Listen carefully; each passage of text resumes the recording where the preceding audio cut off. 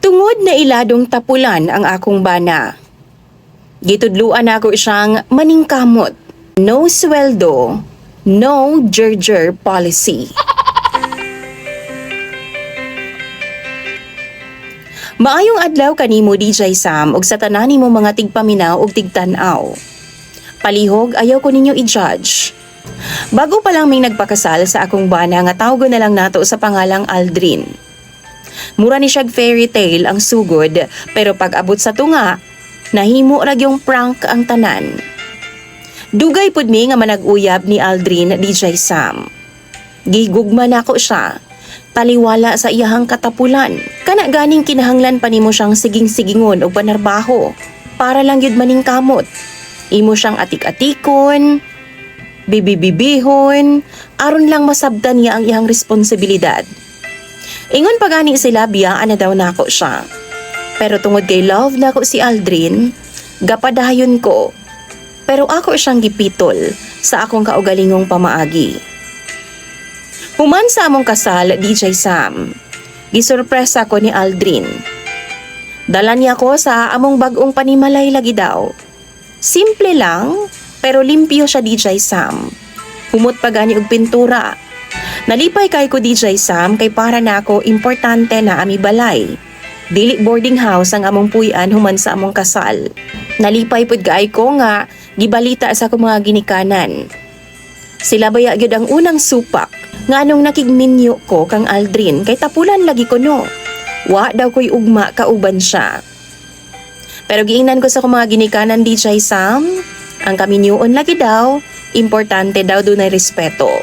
Pag sinabtanay, og kwarta. Kay kung why kwarta, wa daw tay respeto nga paliton sa tindahan. Wa pa ko makasabot ni adto sa giingon ni Mama DJ Sam. Pero para na ako, malipangayon ko. Tungod kay bisan pa man sa tanan, murag, giaprubahan na lang nila. Nga nakigminyo na ko kay Aldrin. Human sa among kasal, DJ Sam. Pila kasi mana nga wa mi trabaho si Aldrin. Ang iyang rason, kapoy daw, kagikan lagi daw mi sa honeymoon. Gabi-gabi igo daw mi. Mao na iyang ingon DJ Sam.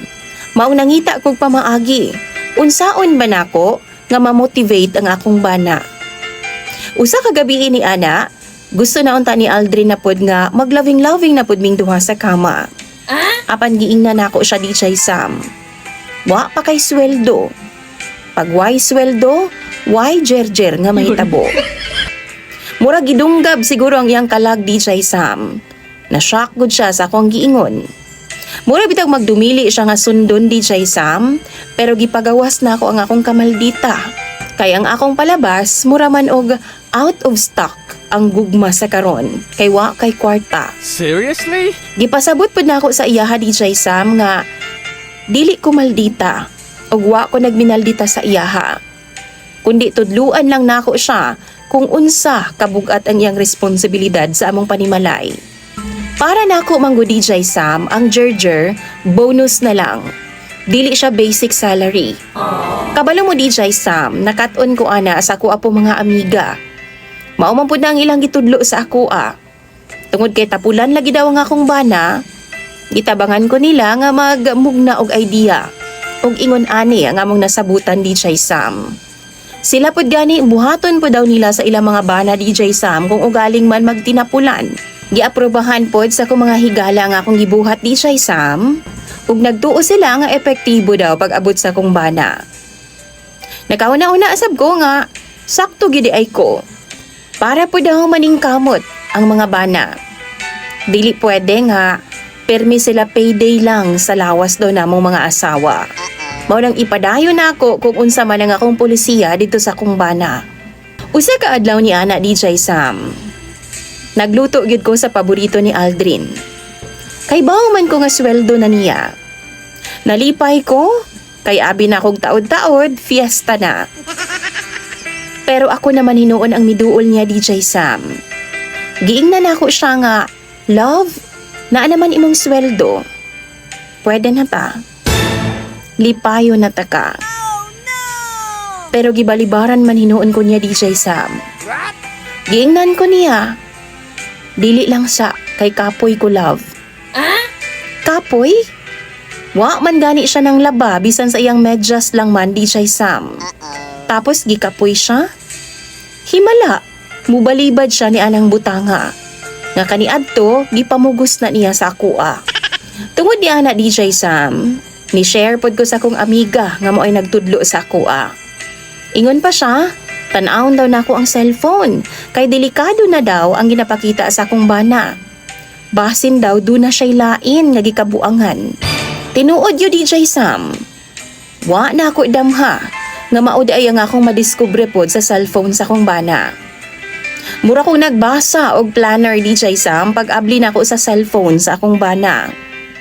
Monday, nakaschedule, Girl A. Tuesday, Girl B. Og Wednesday, Girl C. Unya ako, mura kog public holiday. Walay schedule in town DJ Sam. Gi-confront na ako ang akong bana DJ Sam o giangkon pod niya tanan. Pero kay baw mo kung unsa ang masakit, ako pa ang iyang gi-blame sa tanan. Tungod kuno sa akong balaod nga why sweldo why jerjer. Mao nga nangita daw siya glaing sideline DJ Sam. Grabe na mong lalis ni atong tungura. Og bisan wa nako siya palayasa, ning lakaw siya DJ Sam. Ulion ra ko niya kung kanus-an niya gusto. Mao nang karon pertigin akong laguta sa iya DJ Sam. Kay mura bitag na balik sa kuha nga akong pulisiya. DJ Sam, mangutahan ako sa inyo ha. Mali ba di ay ang pagtudlo nako sa akong bana nga magkugi? Sayop ba di ay ang akong gihimo sa iya nga disiplina? Sala ba di ay nako ang nahitabo? Ug pwede ba di ay niyang gamito na para lang mopatol siya sa nagkalain-lain nga mga babay? Pero ingon siya, asawa daw gihapon ko niya. Pero dili na ko makaasa pag abot sa kama, kay duna na daw siya laing kalipay DJ Sam. Naglibog ko ay, unsa bay dapat na akong buhaton ngadto sa akong bana? Bulagan na lang baka na ako siya or mag-antos ko nga ingon ana ang among sitwasyon. Total, ingon pa siya, sala man daw nako. Dagan kayong salamat DJ Sam ug sa imuha mga viewers. Dagan kayong salamat sa inyong tambag daan. Imong sender og follower, Brenna.